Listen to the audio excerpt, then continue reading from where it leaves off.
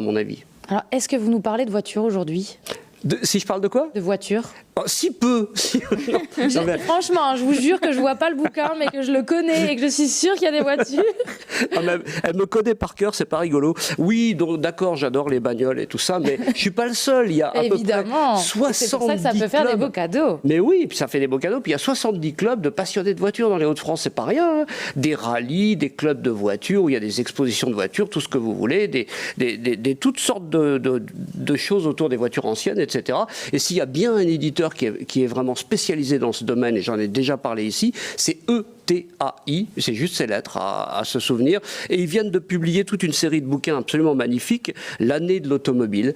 Alors là, c'est tout ce qu'il faut savoir pour l'année 2021, tout ce qui s'est passé dans le monde de l'automobile. Pas seulement la course, mais aussi les nouveaux modèles, tout ce qui arrive. Des Ferrari sur les berlinettes aussi. Il y a aussi des instantanés du sport automobile.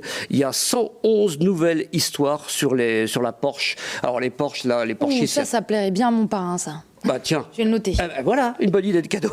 Là que tu ne me regardes pas, parrain. Et alors, je l'ai pas donné à Cyril parce que je l'ai reçu simplement hier, celui-là. Et alors, évidemment, vous pouvez vous en douter, j'adore forcément. C'est les 24 heures du Mans, la 87e édition. Il a l'air beau déjà. 89e, pardon, édition des 24 heures du Mans. C'est bourré d'images, bourré d'infos, c'est absolument passionnant. Il faut vraiment découvrir ces livres-là. On peut regarder un peu? Je regarde. Vous en avez un autre à nous présenter avant la pause? Avant la pause, tiens, voilà, c'est déjà... Voilà, c'est bon, je vais regarder celui-là, ce qui pèse déjà son poids. Hein. Ouais. Ben, avant la pause, oui, je ne l'ai pas amené parce que malheureusement, je l'ai reçu aussi un petit peu tard. C'est en fait un livre qui est publié par DC Comics, et c'est DC Comics, et c'est toutes les voitures de Batman. Alors évidemment, il y a la Batmobile, mais il y en a plein d'autres en fait. Donc il y a des histoires de voitures qui sont mises comme ça en scène dans les bandes dessinées de DC Comics.